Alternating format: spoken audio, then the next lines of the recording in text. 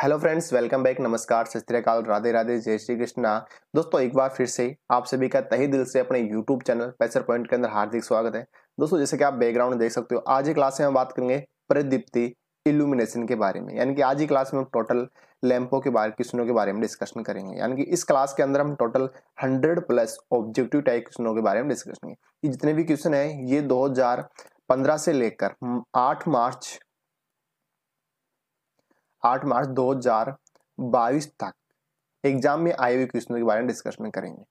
दोस्तों, ये जितने भी क्वेश्चन हैं, यदि आपके कोई से भी जैसे टेक्निकल हेल्पर या फिर इलेक्ट्रिशियन ट्रेड से टेक्निकल संबंधी कोई भी आपकी भविष्य में एग्जाम होने वाली हो, उसके लिए 100% कारगर साबित होंगे। यानी कि मैं ये दावे के साथ कह सकता हूं कि यदि आपका इल्यूमिनेशन यानी कि प्रदीप्ति या लैंपों से कोई भी क्वेश्चन आता है तो आपका एक भी क्वेश्चन बाहर नहीं होगा। मैं ये दावे के साथ कहता हूं कि आपका वहां से एक भी क्वेश्चन गलत नहीं होगा।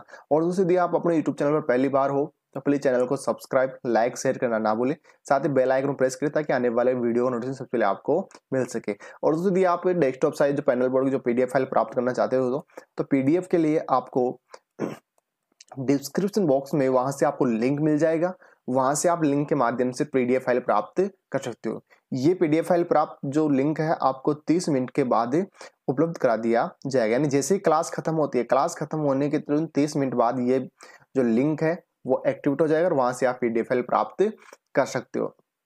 इसके अलावा दोस्तों मैं बात करूं तो आप टेलीग्राम चैनल, डिस्क्रिप्शन बॉक्स में ऑलरेडी जो टेलीग्राम लिंक दिया हुआ है, वहां से आप टेलीग्राम को ज्वाइन कीजिए और वहां से भी आप पीडीएफ फाइल प्राप्त कर सकते हो। यदि आपको पीडीएफ फाइल डाउनलोड करने में दिक्कत हो रही है तो आप टेलीग्राम चैनल से वहां से आप ज्वाइन कर सकते हो, या फिर आप कमेंट बॉक्स में कमेंट करके भी वहां से भी आप कमेंट कर सकते हो कि पीडीएफ फाइल प्राप्त हो रही है या नहीं। और इस क्लास के अंदर हम लास्ट क्लास में क्यूज की बात करेंगे। उन क्यूज का आंसर आपको कमेंट बॉक्स के अंदर देना है। लास्ट क्लास जब लास्ट क्वेश्चन रहेगा, लास्ट क्वेश्चन में हम क्यूजों की बात करेंगे। क्यूज का आपको कमेंट बॉक्स के अंदर आंसर देना है और उनका आंसर हम पढ़ो वापस जो है कमेंट बॉक्स के थ्रू ही आपको आंसर उनका मिल जाएगा, या फिर नेक्स्ट क्लास में उन क्वेश्चनों को सोल्व करा दिया जाएगा। इस क्लास में टोटल 100 क्वेश्चन की बात करेंगे और बाकी जो बचे हुए क्वेश्चन है उसको हम पार्ट सेकंड के अंदर डिस्कशन करेंगे। तो बिना टाइम हुए स्टार्ट करते हैं आज की अपनी सभा का फर्स्ट क्वेश्चन। दोस्तों, क्वेश्चन कुछ इस तरह से है। अगर हम अभी हाल ही में लगी 8 मार्च की एग्जाम की बात करें, 8 मार्च 2022 को एग्जाम लगी थी एनवीएस, नवोदय विश्वविद्यालय समिति की जो एग्जाम लगी थी एनवीएस की, उसमें क्वेश्चन कुछ इस तरह से पूछे गए थे। यानी कि जो आपका हिंदी और इंग्लिश में जो पैसेज आता है ना, गद्यांश आता है, जैसे गद्यांश से दे दिया गया है और गद्यांश में से फिर क्वेश्चन बना के, जैसे गद्यांश बन गया और उस गद्यांश में से आपको 4 या 5-6 क्वेश्चन पूछ लेंगे। तो इस तरह से क्वेश्चन आए तो हमें क्वेश्चनों को अब इसी तरह से देखना है, क्योंकि उसमें लगभग 10 से 12 क्वेश्चन। यदि मैं क्वेश्चन की बात करूं तो एक तो था उसमें डायोड से, इसके अलावा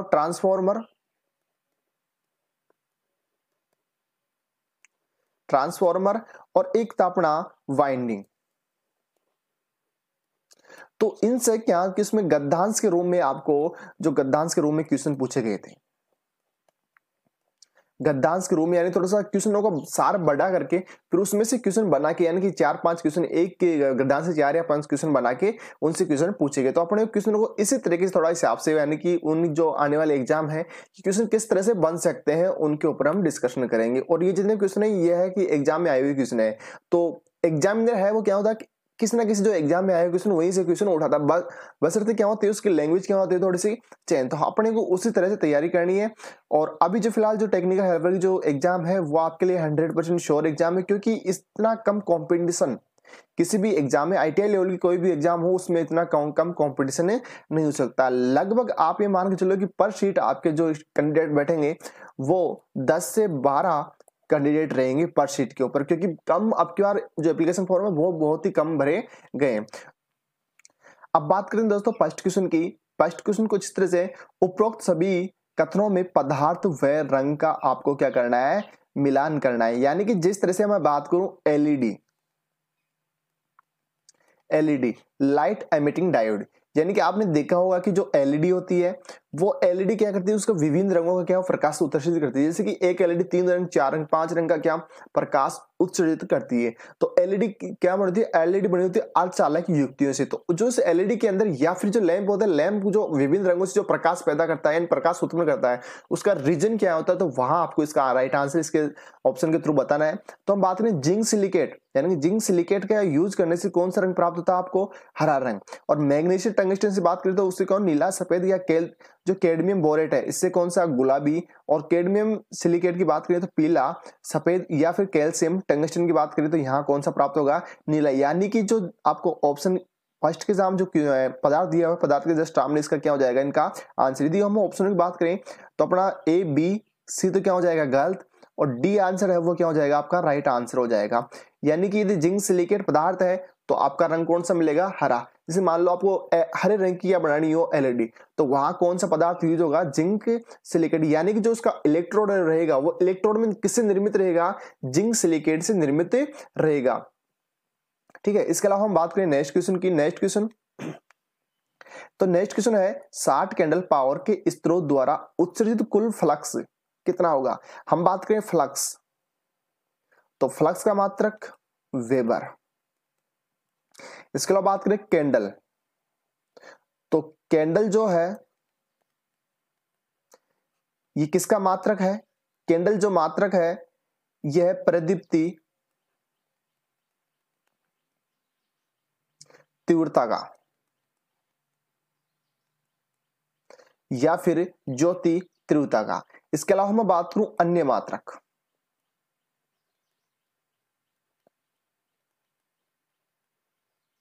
अन्य मात्रक, तो इसका जो अन्य मात्रक होता है वो होता है ल्यूमन प्रति रेडियन। अब ये तो हो गई प्रदीप्ति के मात्रक, प्रदीप्ति का मात्रक कैंडल और अन्य मात्रक ल्यूमन प्रति स्टेरेडियन। अब इसके अलावा यदि हम बात करें तो यहां पूछा गया है 60 कैंडल, यानी कि 60 कैंडल पावर के स्रोत द्वारा उसे कुल फ्लक्स कितना होगा। आपको पूछा गया फ्लक्स कितना होगा, और फ्लक्स हम यहां देखना आपको ल्यूमन, वाट और वाट लूमन, आपको इन चारों ऑप्शन में राइट आंसर देना है। तो पहले हम कैंडल वर्सेस ल्यूमन, यानी कि यहाँ आपको या तो जो आंसर है वो ल्यूमन में देना, या फिर वाट में, या फिर ल्यूमन में। तो पहले हम जो कैंडल है, कैंडल को किसमें बदले, ल्यूमन में। जैसा कि आप सभी को पता है कि एक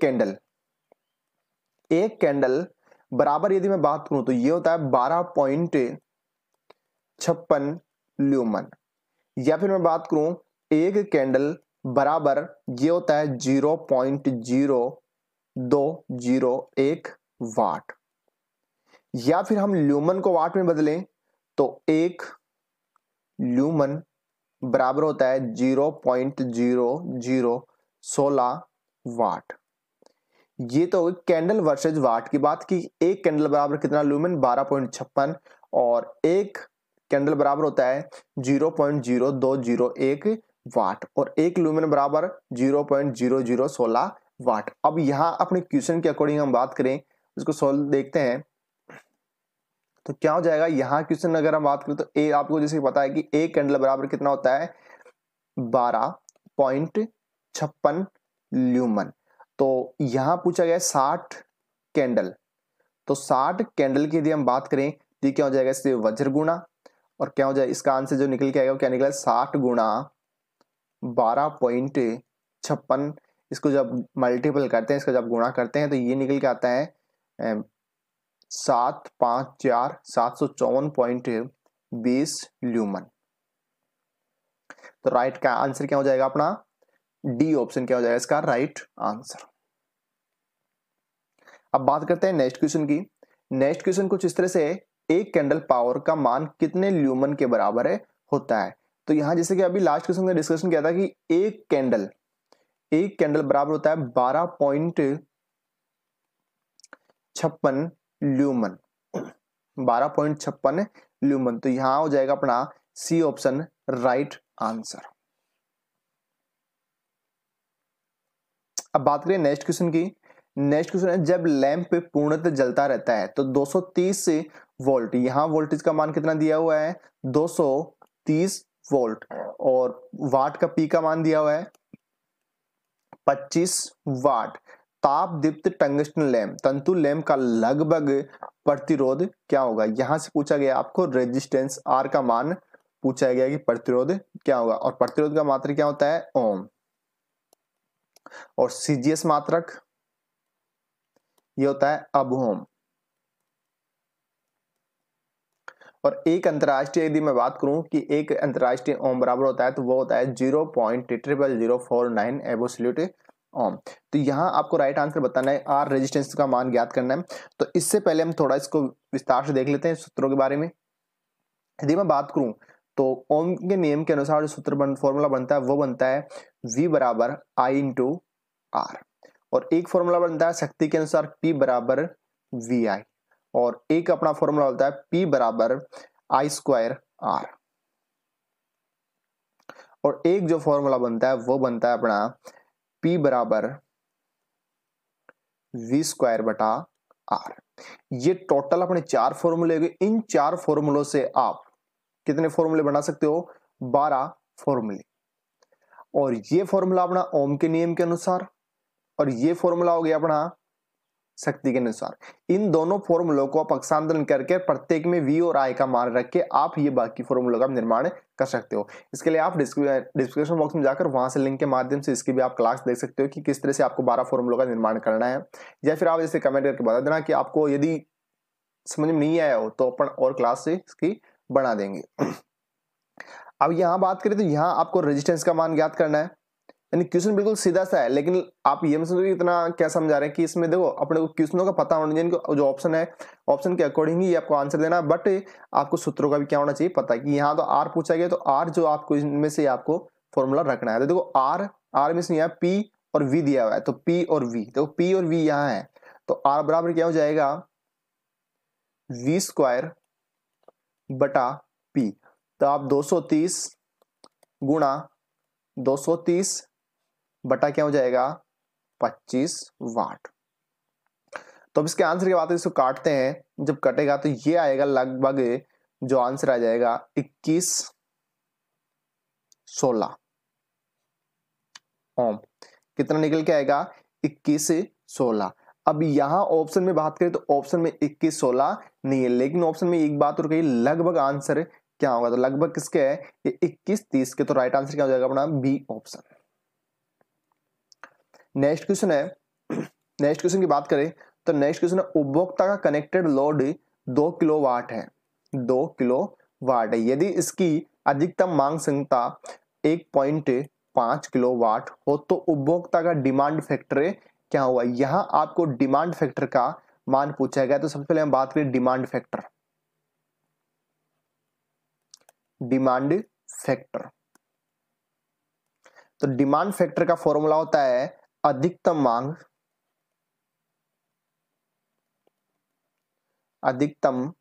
मांग बटा कनेक्टेड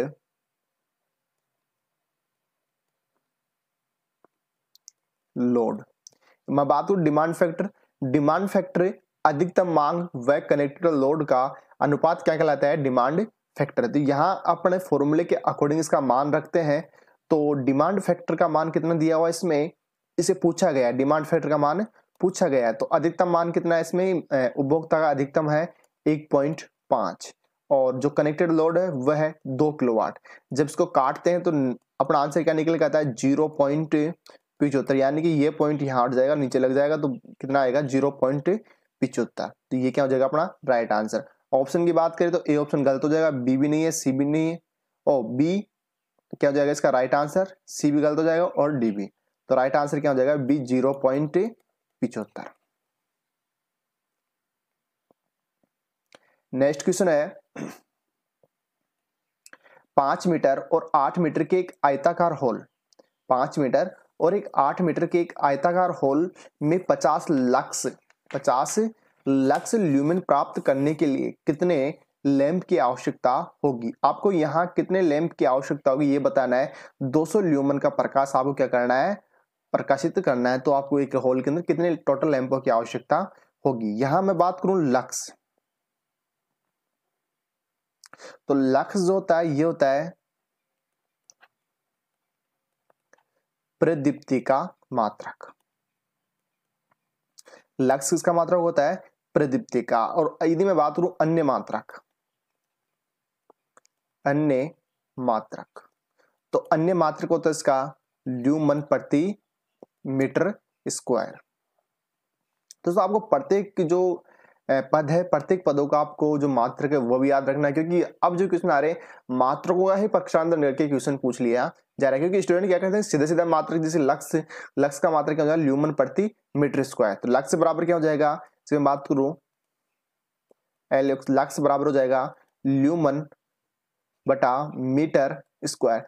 तो जैसे ल्यूमन का मान पूछ ले तो क्या हो जाएगा फिर? लक्स प्रति मीटर स्क्वायर। जिसके यहां दे दिया गया 1 ल्यूमन बराबर, तो ये क्या हो जाएगा? लक्स गुणा मीटर स्क्वायर।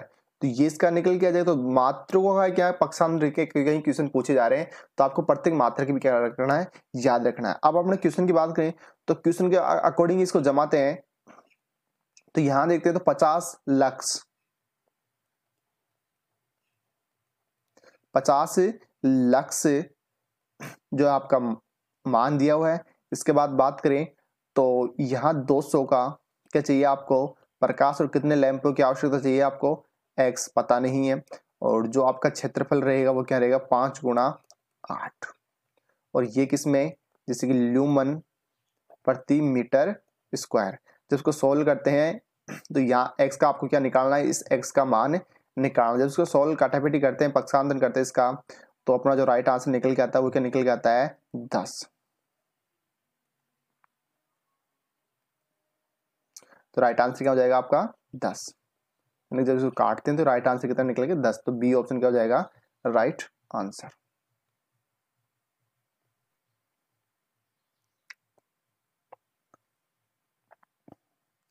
अब बात करते हैं नेक्स्ट क्वेश्चन की। नेक्स्ट क्वेश्चन है ज्योति तीव्रता की इकाई क्या है? और यदि इसकी अलग लैंग्वेज की बात करें, क्वेश्चन किस तरह से पूछा गया था, और प्रकाश की तीव्रता को किस में मापा जाता है, या फिर ल्यूमन इंटेंसिटी की इकाई क्या होती है? यानी ज्योति तीव्रता, प्रकाश की तीव्रता, या ल्यूमन इंटेंसिटी की इकाई क्या है? तो इसका राइट आंसर क्या हो जाएगा? कैंडला, या फिर ल्यूमन प्रति स्टे रेडियन। अन्य मात्रा की बात करें तो क्या हो जाएगा? ल्यूमन प्रति स्टे रेडियन। किसका मात्रक हो जाएगा? ये ज्योति तीव्रता का अन्य मात्रक। नेक्स्ट क्वेश्चन है प्रदीप्ति की इकाई होती है। जो प्रदीप्ति है, प्रदीप्ति की इकाई होती है। तो यहां आपको बताना है कि जो इल्यूमिनेशन है, इल्यूमिनेशन की जो इकाई होगी वो क्या होगी? तो इसके जो राइट आंसर वो क्या हो जाएगा? लक्स। या फिर प्रदीप्ति के अन्य मात्रक की मैं बात करूं तो प्रदीप्ति का जो अन्य मात्रक है वो होता है ल्यूमन प्रति मीटर स्क्वायर। इसलिए मैं बात करूं ल्यूमन प्रति मीटर स्क्वायर, तो ये होता है 1 लक्स बराबर 1 ल्यूमन प्रति मीटर स्क्वायर।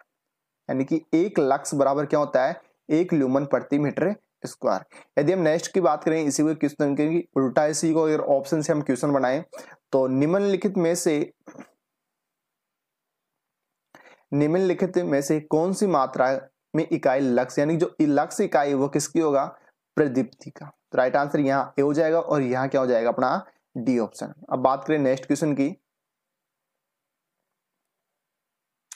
नेक्स्ट क्वेश्चन है निम्नलिखित में से 1 लक्स, देखो यहाँ वो पूछ लिया गया 1 लक्स किसके बराबर होता है? तो आपको जैसे पता है कि लक्स का अन्य मात्रक क्या होता है? ल्यूमन प्रति मीटर स्क्वायर। तो मैं बात करूं 1 लक्स, तो 1 लक्स बराबर क्या होता है? 1 ल्यूमन बटा मीटर स्क्वायर। तो राइट आंसर क्या हो जाएगा? अपना ए ऑप्शन।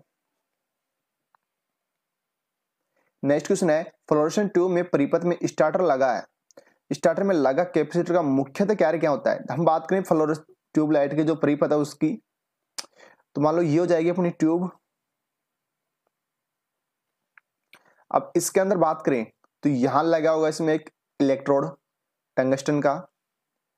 इसके अलावा यदि बात करते हैं तो यहां से लगा होगा इसमें एक स्टार्टर, ये हो गया स्टार्टर।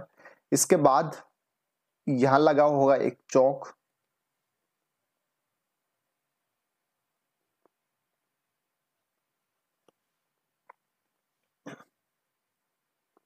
और यहां से दे दो आप न्यूट्रल। तो यहां से फेज और यहां से न्यूट्रल। अब ये जो परिपथ रहता है पूरा ट्यूबलाइट का, वो कौन सा क्रम रहता है? श्रेणी परिपथ। अब यहां पूछा गया कि ट्यूबलाइट के स्टार्टर, ये हो जाएगा इसका स्टार्टर। इस स्टार्टर में जो कैपेसिटर लगा हुआ है, उस कैपेसिटर का मुख्यतः कार्य क्या है? अब बात करें कैपेसिटर कहां लगा होता है, जो ये स्टार्टर है, जैसे कि ये स्टार्टर हो गया, तो इसके अंदर जो कैपेसिटर लगा होता है इस स्टार्टर के समांतर क्रम में मध्य में, और इसका जो मान होता है वो होता है 0.006 फेरेड के समथिंग से क्या होता है, मान होता है, और ये लगा होता है समांतर क्रम में। समांतर क्रम में किसके? ये समांतर क्रम में किसका लगा होता है? स्टार्टर के समांतर क्रम में। यदि मैं बात करूं परिपथ के, तो परिपथ के किस क्रम में लगा होता है? ये श्रेणी क्रम में। और पूरा परिपथ क्या होता है ट्यूबलाइट का? श्रेणी क्रम में। तो जो कैपेसिटर को हम समांतर क्रम में जोड़ते हैं उसका रीजन क्या होता है? देखो ये एक तो काम करता है, सबसे पहले इसका मुख्य काम होता है स्टार्टिंग, यानी कि जो उसका पावर फैक्टर है उसको क्या करता है? सुधारता है। और कैपेसिटर से जो पावर फैक्टर होता है वो क्या चलता है? अग्रगामी। अग्रगामी।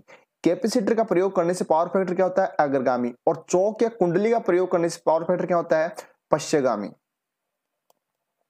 यानी कि इनके मध्य कोण की बात करें तो धारा और वोल्टेज के मध्य कोण कितना बनेगा? 90 डिग्री। तो यानी कहने मतलब कैपेसिटर का प्रयोग करने से धारा कितनी चलेगी? 90 डिग्री आगे। और यदि हम चौक का प्रयोग करें तो धारा क्या रहेगी? वो वोल्टेज से 90 डिग्री पीछे रहेगी। तो यहां क्वेश्चन के अकॉर्डिंग बात करें तो ऑप्शन ए है, पावर फैक्टर को सुधारता है, पराबैंगनी किरणों को रोकता है, स्पार्किंग स्तर को कम करता है, गैस को ये आयनीकरण करना। तो अपना मुख्य स्रोत कार्य क्या होता है इसका? Right answer A option, power factor को सुधारना है। इसके अलावा बात करें हम स्पार्किंग के स्तर को कम करता है। तो यहां यदि आपका ऑप्शन ए आंसर में ना हो तो फर्स्ट तो आपको वरीयता देनी है इसको, और सेकंड क्या हो जाएगा आपका? ये। यानी कि यदि मान लो स्पार्किंग का मान अधिक हो तो वहां यदि हम समांतर क्रम में कैपेसिटर यूज लेते हैं, कंडेंसर यूज लेते हैं, तो स्पार्किंग का मान भी क्या होता है? कम हो जाता है। तो राइट आंसर क्या रहेगा अपना? Option number A. और यदि ये ऑप्शन में नहीं है तो अब क्या रहेगा? स्पार्किंग के स्तर को कम करना। इसके बाद बाकी बचे हुए। नेक्स्ट क्वेश्चन है, लाइटिंग होने पर चमक अच्छी होगी। यानी कि लाइटिंग जो आपका है, प्रकाश होने पर की अच्छी चमक होगी। जैसे कि मान लो ये अपना कोई रूम है और यहाँ इस दीवार पर क्या लगा हुआ? कोई लैंप लगा हुआ है। अब इस लैंप से प्रकाश मान लो जलाते हैं तो प्रकाश इसके क्या होगा? विसरित। जैसे कि आपको पता है सभी को कि प्रकाश का पर्याप्त मात्रा में, यानी कि पर्याप्त मात्रा में इस जो कमरे में चारों तरफ जब फैलेगा तभी तो उसमें क्या जो लाइटिंग है, चमक अच्छी दिखाई देगी। भाई अच्छी चमक दिखाई कब देगी? जब इस कमरे में मान लो कि जो प्रकाश है इस दिशा में यहां तक ही फैल रहा हो, प्रकाश यहां तक ही फैल रहा हो, तो इसमें चमक थोड़ी दिखाई देगी, यानी तो पूरा नहीं हुआ। तो इस कमरे में पूरे रूप जो चमक यानी लाइटिंग जो परिपथ पूरा तरह समान पर्याप्त फैलेगा तभी क्या चमक आपको अच्छी दिखाई देगी। तो इसका राइट आंसर क्या हो जाएगा? B option right answer.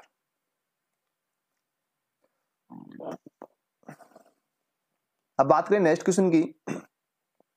Next question है, किसी वस्तु में प्रति सेकंड उत्सर्जित प्रकाश ऊर्जा की कुल मात्रा में पाई जाती है। यानी कि किसी वस्तु में प्रति सेकंड उत्सर्जित प्रकाश ऊर्जा की कुल मात्रा पाई जाती है। तो आपको राइट आंसर बताना। देखो एक की बात करें ल्यूमन, परावर्तक कारक, सीमेंस, विकिरण क्षमता। तो यहां राइट आंसर हो जाएगा अपना ल्यूमन। ए ऑप्शन क्या हो जाएगा? Right answer. अब बात करते हैं नेक्स्ट क्वेश्चन की। नेक्स्ट क्वेश्चन है, ल्यूमिनेंस ऊर्जा के प्रवाह की दर को क्या कहा जाता है? जो ल्यूमिनेशन ऊर्जा के प्रवाह की दर है उसको क्या कहा जाता है? तो ल्यूमिनेशन फ्लक्स, ल्यूमिनेशन इंटेंसिटी, ल्यूमिनेशन और प्रकाश तरंग। तो यहां क्या कहा जाता है प्रवाह की दर को? ल्यूमिनेशन फ्लक्स।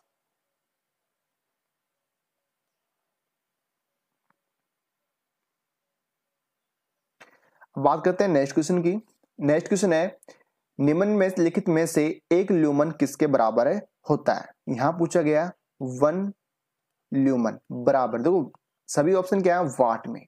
तो जैसे कि लास्ट क्वेश्चन के अंदर डिस्कशन क्या था है कि एक ल्यूमन बराबर कितना होता है? 0.0016 वाट। या फिर हम बात करें एक कैंडल बराबर, तो एक कैंडल बराबर होता है 12.56 ल्यूमन, या फिर एक कैंडल बराबर होता है 0.0201 वाट। तो यहां कैंडल, यहां पूछा गया ल्यूमन वर्सेज वाट, तो एक ल्यूमन बराबर कितना होता है, एक ल्यूमन बराबर होता है 0.016 वाट। तो राइट आंसर क्या हो जाएगा अपना ए ऑप्शन। अब बात करें नेक्स्ट क्वेश्चन की, एक अंतरराष्ट्रीय मानक मोमबत्ती के ठोस कोण से प्राप्त ल्यूमिनेशन फ्लक्स है जो खालिस्तान के बराबर है। तो यहां हम बात करें तो 4 यानी कि 4 पाई कैंडल, तो पाई का मान होता है 22/7 और या फिर 3.14। जब इसको हम पाई 4 से गुणा करते हैं तो अपना निकल के आता है 12.56 के समथिंग। तो यहाँ 12.57 कैंडल दिया हुआ, पावर दिया हुआ है, और जैसा कि एक ल्यूमिनम बराबर कितने पावर होते कैंडल होते हैं 12.56। तो राइट आंसर क्या हो जाएगा ए व बी दोनों। अगला क्वेश्चन है, प्रकाश दृश्य स्पेक्ट्रम के तरंग दैर्ध्य सीमा क्या होती है। बेसिक से क्वेश्चन, तो राइट आंसर 400 से 700 बी ऑप्शन क्या हो जाएगा इसका राइट आंसर। अगला क्वेश्चन है, एक कैंडल किसके बराबर होता है। यहां पूछा गया एक कैंडल किसके बराबर होता है, यानी प्रदीप्ति तीव्रता का अन्य मात्रा क्या होता है ल्यूमन प्रति स्टेरेडियन। एक कैंडल बराबर होता है 1 ल्यूमन स्टेरेडियन।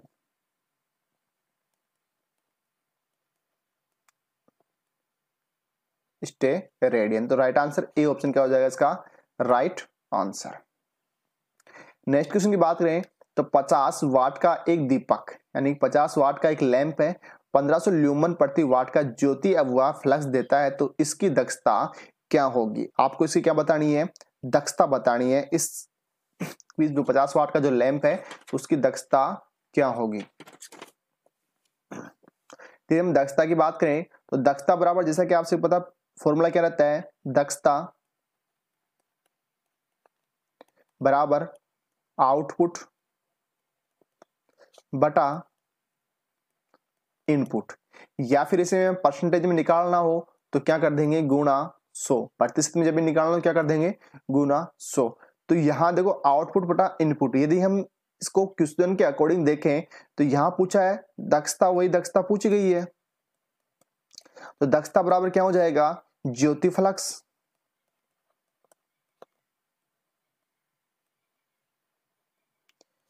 फ्लक्स बटा शक्ति। तो ज्योति फ्लक्स का जो मान दिया हुआ कितना दिया हुआ है यहां पर 1500, और शक्ति का मान दिया हुआ है यहां पर 50। जब इसको सोल्व करते हैं तो कितना आता है, कट के आंसर अपना 30, तो ये जाएगा 30 ल्यूमन प्रति वाट। तो राइट आंसर क्या हो जाएगा अपना ए ऑप्शन 30 ल्यूमन प्रति वाट। और दोस्तों किसी प्रकार की क्वेश्चन में दिक्कत हो आप कमेंट बॉक्स में कमेंट करके बता सकते हो, और सभी अपने दोस्तों के साथ शेयर करते रहिए और अपने चैनल को सब्सक्राइब करना, जितने भी कैंडिडेट जुड़ रहे हैं प्लीज चैनल को सब्सक्राइब करना ना भूलें। अब बात करें नेक्स्ट क्वेश्चन की, प्रकाशीय ऊर्जा की प्रवाह की दर है, यानी प्रकाशीय ऊर्जा की प्रवाह की दर है। तो यहां हम राइट आंसर की बात करें तो प्रकाश प्रवाह की जो दर, ऊर्जा की प्रवाह की दर होती है वो होती है ज्योति फ्लक्स। तो राइट आंसर बी ऑप्शन हो जाएगा अपना। नेक्स्ट क्वेश्चन की बात करें तो किसी कमरे की परिदीप्ति किस पर निर्भर करती है, जो कमरा है कमरे की परिदीप्ति किस पर निर्भर करेगी। जैसे कि मान लो ये कमरा है और इस कमरे के अंदर जो इल्यूमिनेशन का जो यानी कि जो लाइटिंग रहेगी वो किसके ऊपर निर्भर करेगी, यानी कि अगर यदि जो मान लो एक पर जो दीवार है उसका रंग है लाल, ये दीवार इसका रंग है लाल, और यहाँ पे एक दीवार का रंग क्या है इसमें नीला, तो यहाँ पर जो प्रकाश रहेगा वो इन दोनों दीवारों के हिसाब से रंग के हिसाब से क्या रहेगा विसरित। या फिर मान लो कि कोई रूम है, रूम के अंदर दो सभी दीवारों का रंग जैसे नीला हो या फिर एक ही कलर हो, तो उसमें क्या पर्याप्त या अच्छी चमक दिखाई देती है। तो क्या हो जाएगा दीवार के रंग व छत के रंग, तो ए व बी दोनों। नेक्स्ट क्वेश्चन है, प्रकाशीय तंतु किस परिघटना पर आधारित होता है। जो प्रकाशीय तंतु है किस परिघटना पर आधारित होता है। जैसे मान लो जीएलएस लैंप होता है, जैसे कि ये कोई लैंप है, यहां पे जो इसका तंतु रहेगा वो किस परिघटना पर आधारित रहेगा, तो ये रहेगा पूर्ण आंतरिक परावर्तन। ऑप्शन नंबर डी आपका राइट आंसर।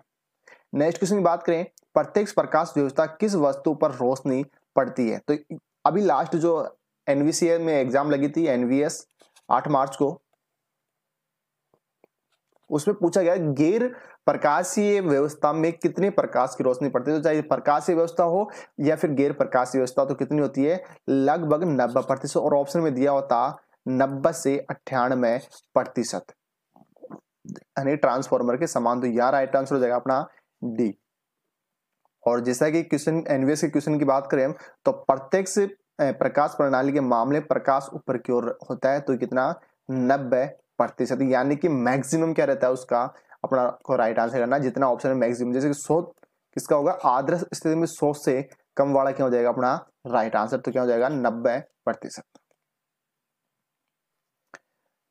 नेक्स्ट क्वेश्चन अपना है, जहां पर बारीक काम चल रहा हो वहां प्रकाश होना चाहिए।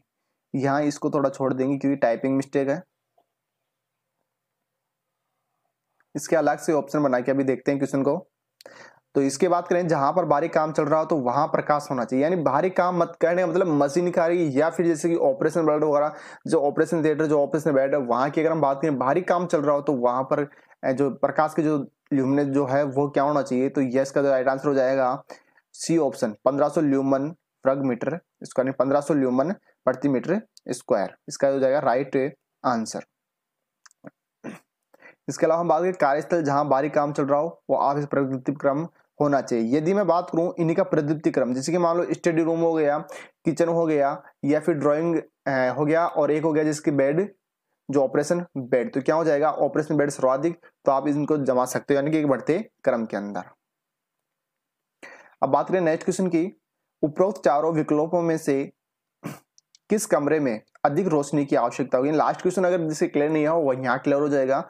उपरोक्त चारों विकल्पों में से किस कमरे में अधिक रोशनी की आवश्यकता होगी? यहाँ हम किसने की बात करें, देखो अधिक रोशनी की, हॉल, रसोई, नॉन ऑफ दीज, तो यहाँ हो जाएगा ए ऑप्शन अध्ययन कक्ष। यदि इसी को अपन ऑप्शन चेंज कर दे, नेक्स्ट ऑप्शन की बात करें हॉस्पिटल वार्ड, फाइल मशीन कार्य, प्रूफ रीडिंग, असेंबली लाइन, तो यहाँ हो जाएगा फाइन मशीन कार्य, यानी कि जो भारी काम हो, यानी कि भारी काम हो तो वहां पर क्या अधिक जो पद्धति इल्यूमिनेशन है उसकी क्या आपको आवश्यकता होगी। नेक्स्ट क्वेश्चन बात करें, साधारण पठन के लिए आवश्यक प्रदीप्ति का स्तर होना चाहिए, यानी कि साधारण पठन के लिए जो स्टडी है, सामान्यतः आपको स्टडी करनी है तो उसमें लिए जो पठन है उसका जन प्रदीप्ति की जो स्तर है वो कितना होना चाहिए? ये होना चाहिए 160 से 100 ल्यूमन प्रति मीटर स्क्वायर, यानी कि तो इसका बी ऑप्शन क्या हो जाएगा? Right answer.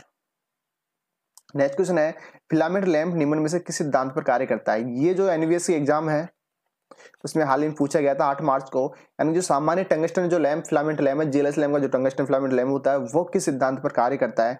तो ये कार्य करता है तापन प्रभाव के ऊपर। किस पे कार्य करता है? तापन प्रभाव के ऊपर। इसके अलावा बात करें नेक्स्ट क्वेश्चन की, तो नेक्स्ट क्वेश्चन है अपना, फिलामेंट लैंप सामान्य रूप से किस पावर फैक्टर पर कार्य करता है? यानी जो आपका टंगस्टन फिलामेंट का लैंप है, टंगस्टन फिलामेंट लैंप या फिर जीएलएस लैंप, जीएलएस लैंप का जो पावर फैक्टर होता है वो होता है इकाई, तो राइट आंसर हो जाएगा अपना सी ऑप्शन। इसके अलावा बात करें नेक्स्ट क्वेश्चन की, नेक्स्ट क्वेश्चन है, किस लैंप का कलर रेड रिंग इंडेक्स यानी कि CRI सर्वोत्तम होता है? तो ये होता है जीएलएस लैंप का, और जीएलएस लैंप का यहाँ है नाम इनकैंडिसेंट लैंप, यानी कि जीएलएस लैंप। और इसका फुल फॉर्म बात करें, सामान्य प्रकाश व्यवस्था, जनरल लाइटिंग सर्विस।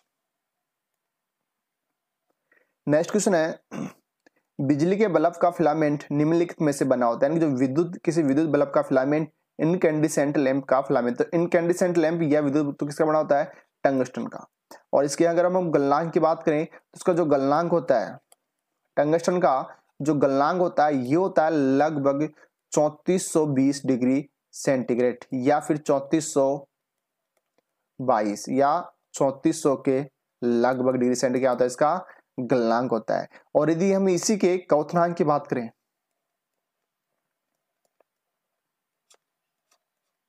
क्वथनांक की बात करें तो इसका होता है 5,5500 के 5500 डिग्री सेंटीग्रेड, और इसका जो परमाणु क्रमांक होता है वो होता है 74 डिग्री सेंटीग्रेड। और मैं कह दूं कि टंगस्टन है, टंगस्टन की प्राथमिक जो पहली कक्षा है के, उसमें कितने इलेक्ट्रॉन रहेंगे, तो वो रहेंगे 2। यानी कि हाल में जो एग्जाम हुई थी एनवीएस की, उसमें पूछा गया था कि जो जैसे कि तांबे का परमाणु क्रमांक है, कॉपर का परमाणु क्रमांक है 29, ठीक है, कॉपर का परमाणु क्रमांक 29, तो इसकी पहली कक्षा के अंदर की के कक्षा में कितने इलेक्ट्रॉन की संख्या रहेगी, तो ये रहेगी 2 इलेक्ट्रॉन, ठीक है। तो अब जो आपको जितने भी, यानी कि कहने का मतलब ये हो गया कि जितने भी जो पदार्थ है उनका आपको परमाणु क्रमांक भी याद रखना है, और जैसे कि परमाणुओं को जो जो इलेक्ट्रॉन का विन्यास होता है वो होता है 2n² फॉर्मूले के अकॉर्डिंग, के एल एम एन कक्षा के अंदर। अब बात करें नेक्स्ट, 0 वाट का लैंप की जो खपत होती है, शक्ति कितनी होती है, लगभग 5 से 7 वाट, तो बी ऑप्शन राइट आंसर हो जाएगा अपना। नेक्स्ट क्वेश्चन है, एक सामान्य लैंप का यानी कि जो प्रदीप्ति लैंप है उसकी जो अधिकतम जो अवधि होती है वो कितनी होती है, लगभग 1000 घंटा, तो D option right answer. Next question है, कार्बन फिलामेंट लैंप का एक उदाहरण है, तो यहां थोड़ा समझने की बात है इसको। कार्बन फिलामेंट का जो बताया गया है इसमें भाई कार्बन फिलामेंट लैंप का एक उदाहरण बताना आपको, तो इसका जो राइट आंसर रहेगा वो यहाँ ऑप्शन के ऊपर रहेगा इनकैंडिसेंट लैंप या जीएलएस लैंप। अब बात करें इनकैंडिसेंट लैंप, तो ये रहेगा 2 प्रकार का। इनकैंडिसेंट लैंप कितने प्रकार का रहेगा, 2 प्रकार की। यहां मैं बात करूं तो एक तो रहेगा टंगस्टन तंतु,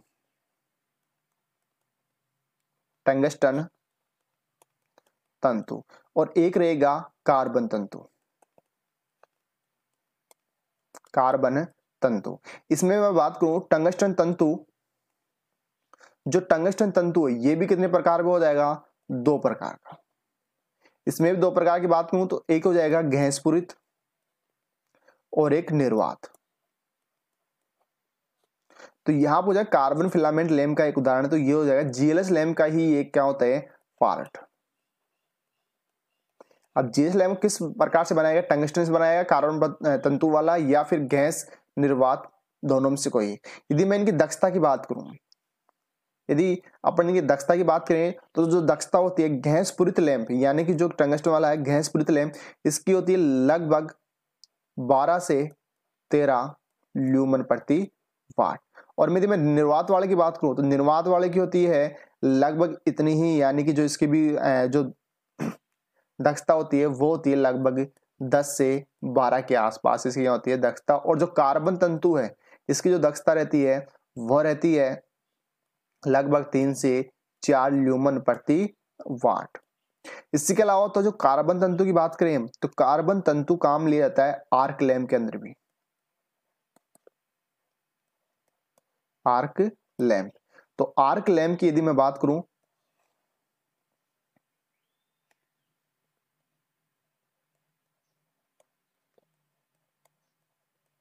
आर्क लैंप, और आर्क लैंप की दक्षता की बात करें तो इसकी जो दक्षता होती है वो कम होती है, और ये होती है जो अपना कार्बन तंतु इससे अधिक रहती है, और ये रहती है लगभग 9 से 12 ल्यूमन प्रति वाट। कहने का मतलब ये हो गया टंगस्टन तंतु की जो दक्षता रहती है वो लगभग क्या रहती है, सेम। तो यहाँ राइट आंसर क्या रहेगा अपना, बी इनकैंडिसेंट लैंप। अब बात करते हैं नेक्स्ट क्वेश्चन की। नेक्स्ट क्वेश्चन है, निम्नलिखित में से किस में कार्बन इलेक्ट्रोड का उपयोग नहीं किया जा सकता है। तो जैसा कि एक कंफ्यूजन पॉइंट रहता है, तो यहाँ राइट आंसर क्या रहेगा अपना, जी option and B option, GLS lamp. और जीएलएस लैंप कितने प्रकार, 2 प्रकार, गैसपूरित और निर्वात वाला। अब बात करते हैं नेक्स्ट क्वेश्चन की। नेक्स्ट क्वेश्चन है, आमतौर पर विद्युत बल्ब में भरी जाने वाली गैस कौन सी है, तो वो कौन सी हो जाएगी, नाइट्रोजन गैस आमतौर पर भरी जाती है। इसके अलावा बात करें आमतौर पर 0 से 25 वाट के बीच की शक्ति वाले जो लैंप है, यानी 0 से 25 वाट, 0 से 25 वाट शक्ति वाले जो लैंप है वो लैंप कहलाते हैं, या गैस भरा हुआ, निर्वात भरा हुआ, या धातु कार्बन। तो रहता है वैक्यूम वाले, निर्वात। बी ऑप्शन क्या रहेगा इसका राइट आंसर। अब बात करें नेक्स्ट क्वेश्चन की, गैस भरे हुए टंगस्टन फिलामेंट लैंप का कार्यकारी तापमान, यानी कि गैस भरे हुए टंगस्टन लैंप या फिर जीएलएस लैंप का जो कार्यकारी तापमान होता है वो होता है लगभग 2200 डिग्री सेंटीग्रेड। तो राइट आंसर क्या रहेगा अपना, ए ऑप्शन। अगला क्वेश्चन है निम्नलिखित में से एक वर्णी प्रकाश देता है। निम्नलिखित में से एक वर्णी प्रकाश देता है, तो एक वर्णी प्रकाश देता है, जिनके लास्ट क्वेश्चन में इसको डिस्कशन किया था, तो ये रहेगा GLS लैंप, इनकैंडिसेंट लैंप जो एक वर्णी प्रकाश देता है। तो डी ऑप्शन क्या रहेगा इसका राइट आंसर। इसके बाद बात करें नेक्स्ट क्वेश्चन की। Next question sodium vapour lamp. जो सोडियम वेपर लैंप है वह प्रकाश का रंग सामान्य होता है, यानी जो सोडियम वेपर लैंप है उसका जो प्रकाश का रंग है वो सामान्य रहता है। तो सामान्य जिसका रंग रहेगा वो रहेगा पीला प्रकाश, यानी कि जो रनिंग अवस्था है, चालू अवस्था है, उस अवस्था में इसका प्रकाश क्या रहेगा पीला रहेगा।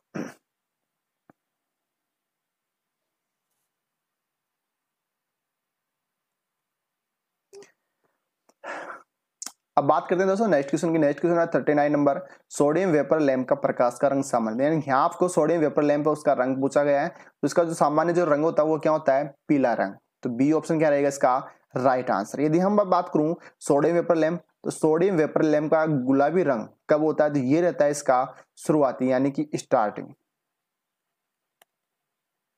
स्टार्टिंग में, तो इसका टाइम क्या रहता है गुलाबी रंग। और सबसे यानी कोहरे में यदि हम बात करें तो कौन सा लैंप काम देता है, सोडियम वेपर लैंप, और मुख्य रंग इसका पीला हो जाएगा। इसके अलावा बात करें नेक्स्ट क्वेश्चन, एक सोडियम वेपर लैंप की सामान्य दक्षता होती है, तो इसकी जो दक्षता होती है लगभग होती है 50 ल्यूमन, यानी कि 40 से 57 ल्यूमन प्रति वाट क्या होती है इसकी दक्षता होती है। तो बी ऑप्शन रहेगा इसका राइट आंसर। नेक्स्ट क्वेश्चन है मरकरी वेपर लैंप निम्नलिखित में से किस प्रभाव पर कार्य करता है, यानी जो मरकरी वेपर लैंप है वो किस सिद्धांत पर कार्य करता है, तो ये करता है गैस के आयनीकरण प्रभाव के ऊपर। तो सी ऑप्शन क्या रहेगा इसका राइट आंसर। अगला क्वेश्चन की बात करें, पारावाष्प लैंप प्रकाश देता है, यानी कि जो सोडियम वेपर लैंप है वो आपको प्रकाश देता है, यहाँ इसका राइट आंसर आपको बताना है। तो सोडियम वेपर लैंप की अगर बात करें तो सोडियम वेपर जो लैंप होता है वो आपको देता है पीला रंग का प्रकाश। ठीक है, यहाँ आप देख सकते हो कि जिंक सिलिकेट, यानी कि अगर एलईडी वगैरह की बात करें तो जैसे फर्स्ट क्वेश्चन था उसके अकॉर्डिंग अगर जिंक सिलिकेट है तो हरा, मैग्नीशियम टंगस्टन है तो नीला सफेद, और कैडमियम बोरेट है तो गुलाबी, और कैडमियम सिलिकेट है तो पीला सफेद, और कैल्शियम टंगस्टन है तो नीला। तो यहाँ राइट आंसर हो जाएगा पीला। और यदि हम बात करें शुरुआती रंग जो सोडियम वेपर लैंप या परावाष्प, तो उसका रंग क्या होता है गुलाबी, ये होता है स्टार्टिंग के समय, और ये इसकी चालू अवस्था में। और हरा नीला कब रहेगा, जब जिंक सिलिकेट या मैग्नीशियम टंगस्टन में क्या उसकी कोटिंग। अब बात करते हैं नेक्स्ट क्वेश्चन की। नेक्स्ट क्वेश्चन अपना हाई प्रेशर यानी कि उच्च दाब मरकरी वेपर लैंप की दक्षता क्या होती है। यहाँ पूछा गया कि जो उच्च दाब जो मरकरी वेपर लैंप होता है उसकी आपको दक्षता बतानी, तो उसकी दक्षता क्या होती है, दक्षता की बात करें तो 40 से 57 ल्यूमन प्रति वाट। तो बी ऑप्शन क्या रहेगा इसका राइट आंसर। और दोस्तों वीडियो अच्छा लगे तो लाइक शेयर करना ना भूले, और अपने सभी दोस्तों के साथ शेयर करते रहिए। और जितने भी विद्यार्थी जुड़ रहे हैं प्लीज सेशन को सब्सक्राइब, यानी अपना जो चैनल है उसको सब्सक्राइब करना ना भूले, सेशन को शेयर करते रहिए ताकि सभी दोस्त जुड़ सके। और किसी प्रकार जो भी दिक्कत हो आप कमेंट बॉक्स में कमेंट कर सकते हो। खुले स्थान जैसे कि ग्राउंड, नेक्स्ट क्वेश्चन, खुले स्थान जैसे कि ग्राउंड के लिए सबसे अधिक उपयोग में के ले जाने वाली लाइटिंग कौन सी जो ऊर्ध्वाधर अवस्था रूप में काम करने वाली हो, यानी कि आपको यहाँ बताना है कि वह जो लाइट कौन सी है जो कि खुले स्थान जैसे ग्राउंड वगैरह हो गया या वॉल वगैरह वहां काम लेनी हो, और किस अवस्था में लेनी हो, आपको ऊर्ध्वाधर काम में ली जाती हो। तो इसका जो राइट आंसर रहेगा वो रहेगा मरकरी वेपर लैंप, यानी कि इसको हमेशा ऊर्ध्वाधर स्थिति में काम लेते हैं। अगला क्वेश्चन है ट्यूबलाइट सर्किट में चौक का प्राथमिक कार्य क्या होता है। जो ट्यूबलाइट सर्किट होता है उसमें जो चौक का प्राथमिक कार्य क्या होता है, हम इसकी बात पहले ट्यूबलाइट की बात करें। जैसे कि लास्ट क्वेश्चन में ट्यूबलाइट की अगर बात की थी तो ट्यूबलाइट कौन सा परिपथ था, एक श्रेणी परिपथ, और इसमें यदि हम चौक की बात करें, चौक को ही बोलते हैं बेलास्ट, चौक को ही बोलते हैं बेलास्ट। बेलास्ट की हम बात करें तो ये प्रारंभिक स्टार्टिंग में क्या होता है, इसका फर्स्ट कार्य ये कि जैसे मान लो अपने घरों में 230 वोल्टेज आ रही है तो 230 वोल्टेज को ये कर देगा लगभग 1000 वोल्ट, और फिर चालू होने के बाद कर देगा उसको 110 वोल्ट। तो शुरुआत में क्या कर रहा है, ये वोल्टेज को बढ़ा रहा है। तो ऑप्शन के अकॉर्डिंग देखें तो उच्च वोल्टेज प्रेरित करता है। इसका राइट आंसर क्या रहेगा उच्च वोल्टेज, क्योंकि यहाँ पूछा गया प्राथमिक कार्य। यदि पूछता चौक के कार्य होते थे तो चौक का कार्य वोल्टेज को बढ़ाना होता है, और धारा को भी क्या करता है, सीमित, और फिलामेंट को भी गर्म करता है, और शुरू करने के लिए करंट को भी सीमित मात्रा में देता है। तो लेकिन प्राथमिक कार्य क्या करता है, वोल्टेज को प्रेरित करना। इसके बाद होता है धारा को सीमित करना और लगभग 110 वोल्टेज इसको देना। तो राइट आंसर क्या रहेगा अपना, ए ऑप्शन। और चौक, यदि मैं बात करूं चौक की, जैसे कि 40 वाट की कोई ट्यूबलाइट है, उसमें कितने वाट का चौक काम लेंगे, तो उसमें 40 वाट का चौक ही काम में लेंगे। ये आपको ध्यान रखना कि जितने वाट की क्षमता की ट्यूबलाइट हो या फ्लोरोसेंट लैंप हो, उतने वाट का आपको क्या लेना है, आपको चौक काम लेना है। नेक्स्ट क्वेश्चन की बात करते हैं। नेक्स्ट क्वेश्चन है 46 नंबर, फ्लोरोसेंट लैंप के दोनों सिरे काले पड़ने के संभावित कारण है। जैसे कि मान लो ये कोई ट्यूब है,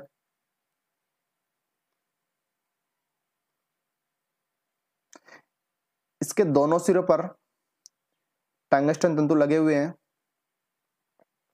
यहां से हम बात करें तो यहां हो जाएगा इसका चौक, और यहां हम बात करें तो यहां लग जाएगा इसमें चौक, सॉरी, और ये रहेगा इसका स्टार्टर,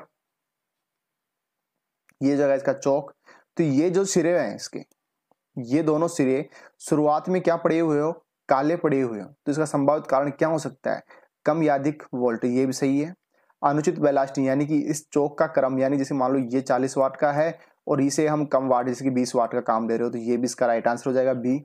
फ्लोरोसेंट लैंप को बार बार यानी कि ऑन ऑफ करने से इसका भी राइट आंसर इसी हो जाएगा। और प्री हिट के लिए स्टार्टर द्वारा बहुत अधिक या बहुत कम समय लेना, यानी प्री हिट के लिए जो इसका जो हिटिंग है, इसका गैस आयनीकरण प्रभाव है, उसके लिए ये स्टार्टर है वो पर्याप्त समय नहीं ले पा रहा हो। तो इसका राइट आंसर क्या हो जाएगा, ऑल ऑफ दिस, यानी कि सभी राइट आंसर इसके हो जाएंगे।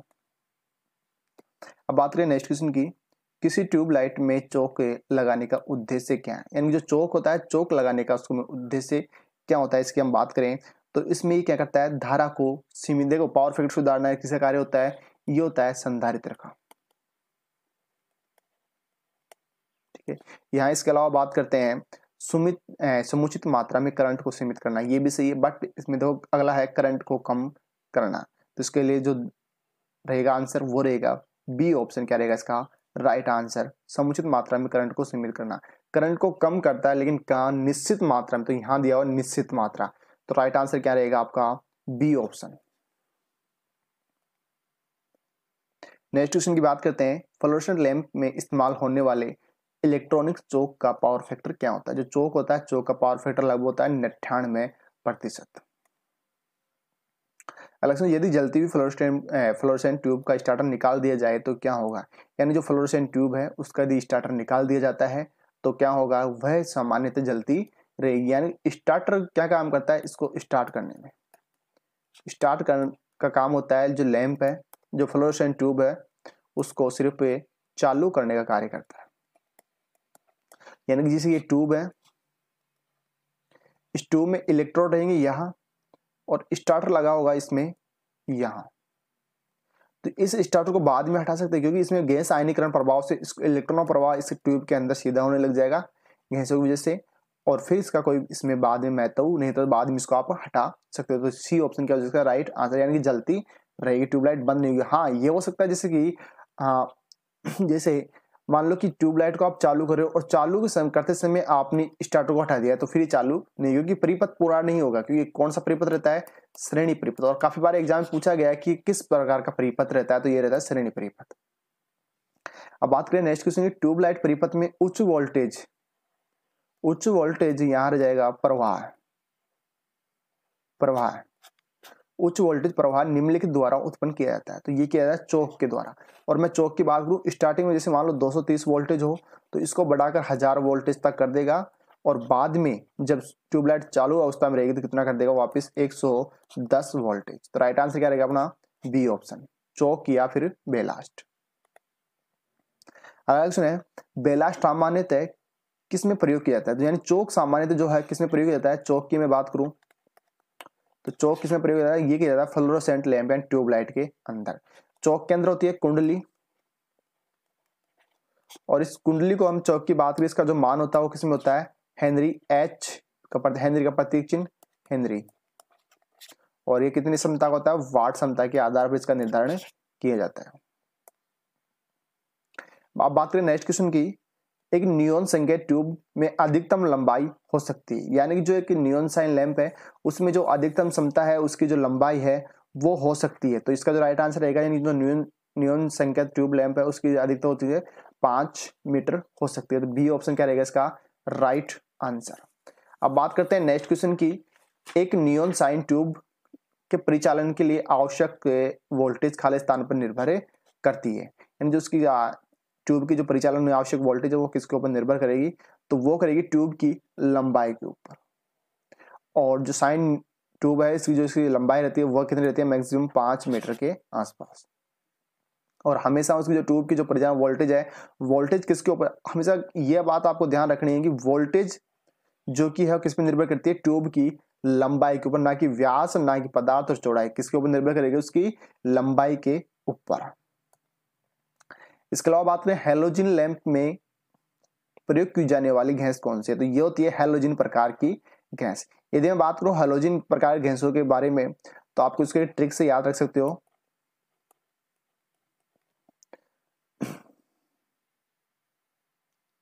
मौसी, फिर कल बाहर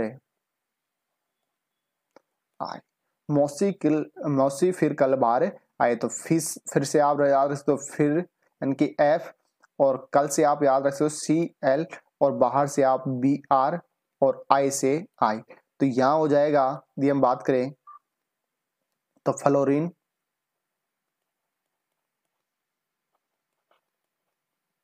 यहां बात करें क्लोरीन,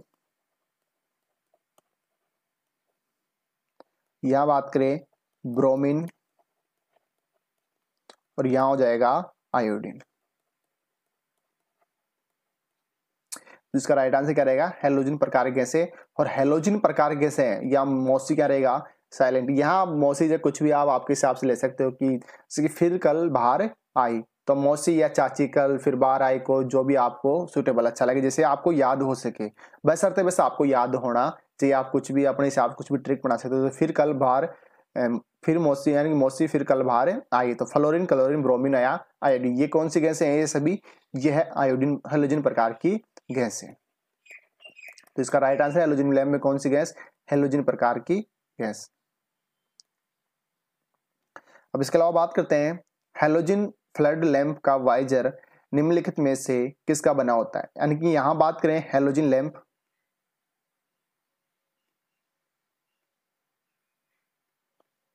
अब यहां इसके सिरों पर क्या लगा होता है, इसमें कैप, जिस तरह से अपना जो कारतूस फ्यूज या अचार फ्यूज होता है उसी की तरह, और इसमें एक नलिका होती है।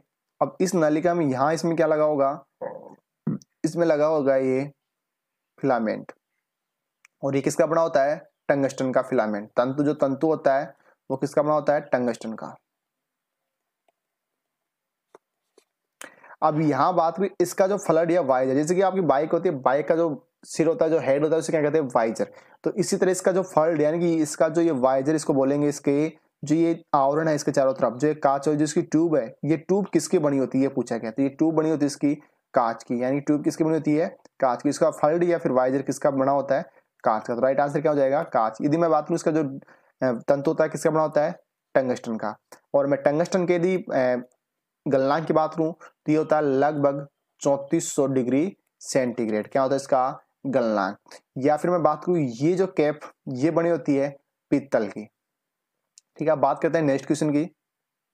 इंडिकेटर लैंप के पास होंगे, यानी जो इंडिकेटर लैंप है जैसे कि आपका जो साइन लैंप है उसके पास होगा। तो जैसे कि नॉर्मली हम बात करें तो जो लैंप होता है, लैंप के पास क्या होता है, अगर डीसी वाला है तो प्लस हुआ है माइनस, और यदि एसी में है, यदि एसी लैंप है तो उसमें क्या होगा, फेज व न्यूट्रल, और डीसी है तो वहां क्या रहेगा, वहां रहेगा प्लस व माइनस। तो यहाँ ऑप्शन देखो, न्यूट्रल कनेक्शन, अर्थ और neutral connection, phase connection, phase व न्यूट्रल कनेक्शन। डी ऑप्शन क्या रहेगा इसका राइट आंसर। नेक्स्ट क्वेश्चन अपना, किसी सिस्टम के विभिन्न सब सर्किट की अधिकतम, यानी कि सर्किट की व्यक्तिगत अधिकतम मांगों के योग व पूरे सिस्टम के अधिकतम अनुपात का योग, यानी अनुपात क्या कहलाता है, किसी सिस्टम विभिन्न सब सर्किट के व्यक्तिगत अधिकतम मांगों के योग और पूरे सिस्टम की अधिकतम मांग का अनुपात क्या कहलाता है, आपको यहाँ ये इसका राइट आंसर बताना है। तो इसका जो राइट आंसर की बात करें तो ये कर दे, डिमांड फैक्टर होगा, क्योंकि डिमांड फैक्टर होता है अधिकतम डिमांड व कनेक्टेड लोड। यहाँ मैं बात करूं डाइवर्सिटी फैक्टर, तो इसका राइट आंसर क्या रहेगा, डाइवर्सिटी फैक्टर। और इसका डाइवर्सिटी फैक्टर मतलब क्या होता है, यानी कि अधिकतम मांगों का योग, अधिकतम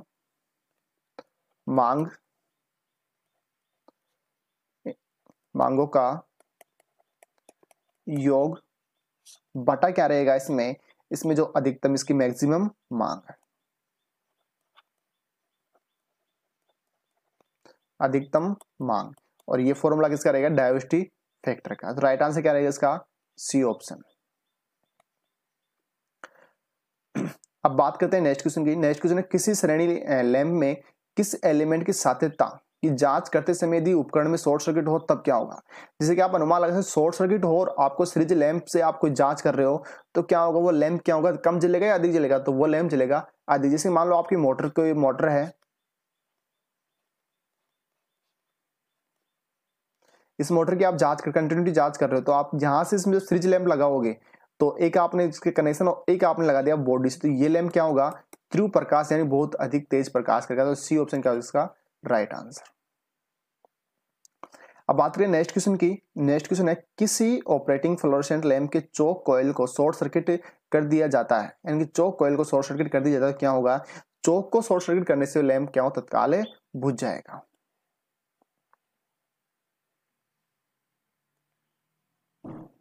इसके अलावा बात करें 60 नंबर क्वेश्चन, तो high pressure mercury vapour lamp की दक्षता, यानी कि जो high pressure mercury vapour lamp है उसकी दक्षता होती है 50 ल्यूमन प्रति वाट, यानी कि 57 के आसपास। तो डी ऑप्शन क्या हो जाएगा इसका राइट आंसर। अब बात करते हैं नेक्स्ट क्वेश्चन। नेक्स्ट क्वेश्चन है एक मर्करी वेपर लैंप में कौन सी गैस भरी होती है। जो मर्करी वेपर लैंप है उसमें कौन सी गैस, जो मर्करी को बोलते हैं पारा, तो कौन सी गैस, पारा वाष्प गैस। तो सी ऑप्शन क्या रहेगा इसका राइट आंसर। दोस्तों अब बात करते हैं आज के अपने क्यूज के बारे में। तो इन क्वेश्चनों का आंसर आपको कमेंट बॉक्स के अंदर देना है।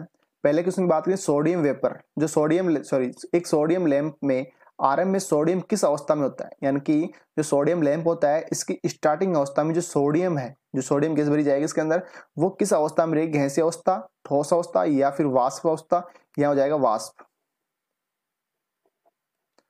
अवस्था या फिर द्रव अवस्था। इसके अलावा नेक्स्ट क्वेश्चन बात करें कौन सी वस्तु प्रकाश ऊर्जा का एक रूप, ये जाएगा एक रूप उत्पादन करती है। तो यहाँ चमकदार वस्तु, गैर चमकदार, या पारदर्शी या फिर अपारदर्शी। सब दोस्तों इन सभी दोनों क्वेश्चनों का आपको आंसर कमेंट बॉक्स के अंदर देना है और इसका आंसर जो आपको वापस रिप्लाई, ठीक है, वो कमेंट बॉक्स में ही मिल जाएगा, या फिर नेक्स्ट क्लास होगी इसके जो परिदीप्ति इल्यूमिनेशन के पार्ट 2 के अंदर, वहां इनके आपको आंसर मिल जाएंगे। तो आज की क्लास में इतना ही, फिर मिलते हैं नेक्स्ट क्लास में। Thank you, nice day. और दोस्तों अभी तक अपने चैनल को सब्सक्राइब नहीं किया तो प्लीज सब्सक्राइब, लाइक, शेयर करना ना भूलें। Thank you.